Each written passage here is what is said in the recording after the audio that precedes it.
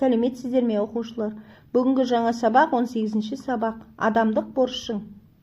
Адамдық борышың, халқыңа еңбек қыл. Ақ жолдан айнымай, ар сақта оны біл. Талаптан да білім мен өнер үйрен. Білімсіз, өнерсіз болады ақыл тол.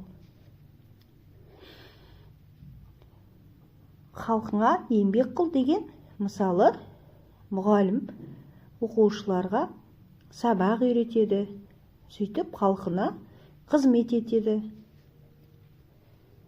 Ал дәрігер болса, адамдардың денсаулығын сақтайды. Балалар ауырып қалса, оларды емдейді. Сөйтіп халқына еңбек қылады. Ал құрылысшылар болса, адамдарға жылы үй, әдемі зәулім ғимараттар салады. Сөйтіп халқына қызмет қылады. Осылай халқына қызмет ету үшін оқып ізденуіміз керек. Жақсы оқысақ, бір маман иесі болып халқымызға қызмет етеміз. Ақ жолдан айнымай, ар сақта оны біл. Бұл дегеніміз тура жолдан айнымай арыңды сақтау керек. Яғни өтірік айтпау керек.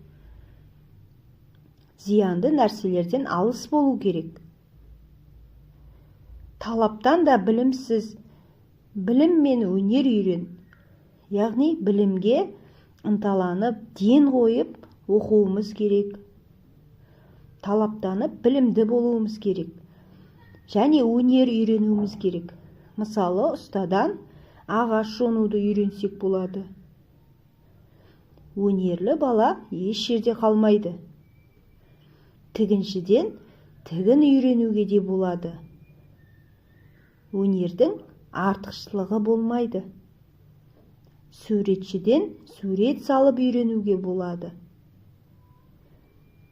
Егер білімсіз, өнерсіз болсаң, ол кезде ақыл болмайды. Домбыра үйренуге болады. Оқушылар, сіздерге сабақ ұнады ма? Олай болса, суретті әдебиет каналына тіркеліп, достарымызды шақырайық.